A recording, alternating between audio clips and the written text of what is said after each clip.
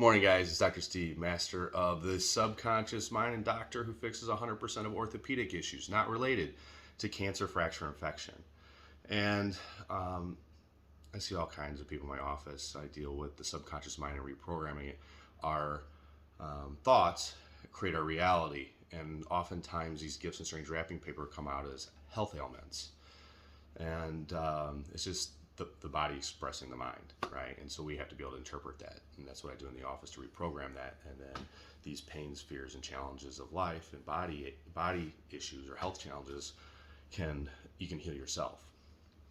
So one thing is throughout life, we go through these life's lessons. And people have a hard time letting them go. And they fail to be able to listen to their intuition. They're not heart-centered. They're guarded in their heart.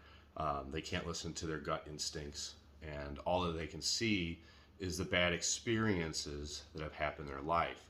So they question the reality of everything around them, and they expect the worst. But when we expect the worst, what happens is we create that. We don't know what's right for us, what's wrong for us, what we should do. We make bad decisions. In business, we make bad decisions with partners, we make bad decisions with friends. We basically self-sabotage our own life. So, when we want to connect, we got to look at what's happened in our past and forgive the things that have happened in our past and look at them as these gifts in strange wrapping paper, right? It's not a life sentence, it's just a lesson, right? And so it's a lesson to respect yourself and love yourself. And when we enter into that space of respecting ourselves and loving ourselves, we push that out. We give other people power to do the same.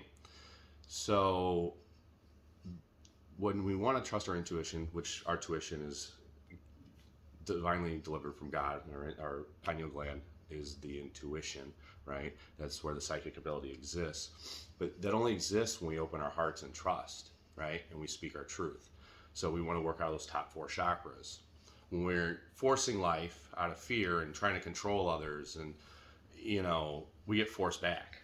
And when we get that force back, it oftentimes creates failure. You can be successful for a while forcing life, but you're going to crash and burn because your adrenals are going to burn out and you're going to create health issues. Your body goes into fight or flight, and you end up with high blood pressure, cholesterol issues, anger from the liver, doesn't feed the heart, and you end up with strokes. You end up with headaches, migraines, you lose sleep because you're in anxiety, because you're not heart-centered. You're not trusting that God has promised us everything as long as we put faith in Him and we look at experience as lessons. So when you want to trust your intuition, the best thing to do is to become mind-heart coherent. If you haven't forgiven the past and you don't know your subconscious blocks, the best thing to do is just breathe deeply and basically feel that energy here, right?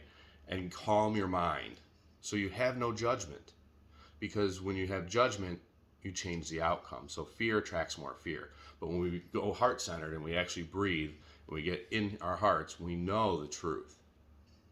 And you can't let the devil's energy of the mind get to you, because those are your doubts and beliefs and traumas that you put in the back of the mind.